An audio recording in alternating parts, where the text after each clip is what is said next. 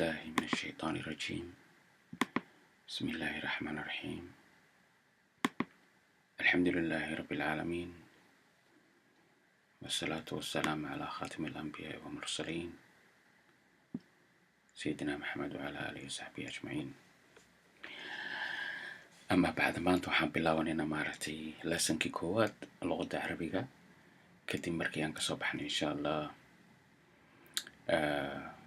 alfabetadii ama asaaskii iyo sidii loo akhrin lahaa.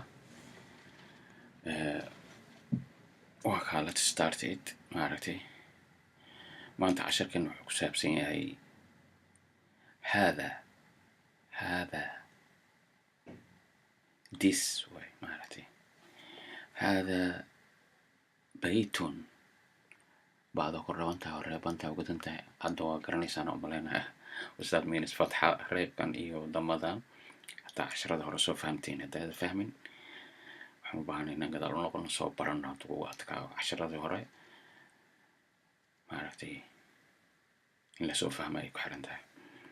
Okay, webka aan joogno sida caadiga aan tilmaamo waxa waaye maaragtay wax ka baranayno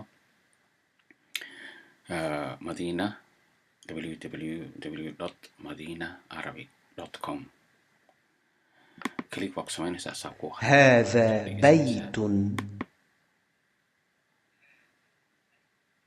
هذا بيت. This is a house. كني وقري. هذا بيت. هذا باب. ما شاء الله. هذا باب. This is a door. هذا مسجد. هذا مسجد.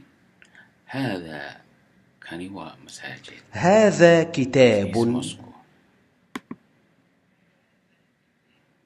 هذا كتاب.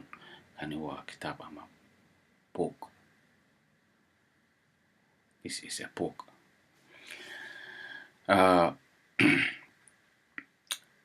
lesson كين كواد 10 كين كواد وكان معركتي قيبتي سكواد قيبتي لبعضنا هذا أم بكاه الليسا مركا كان أنا كنت بحيرو أما وأشكو دي أما معركت كونو صديق لكن هذا أم بكاه الليسا إيه كلمة أحسب anyway مركز كتبو حيالة كلام قلينا إن شاء الله.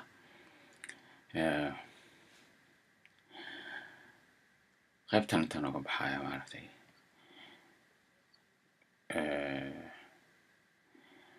waxay su'aalo isu weydiin kartaan youtube-ka lagu yara waan ku soo qori doonaa insha Allah facebook-ka tafsiirka quraanka. I think that's all. wabillahi tawfiq. Assalamu alaikum warahmatullahi wabarakatuh.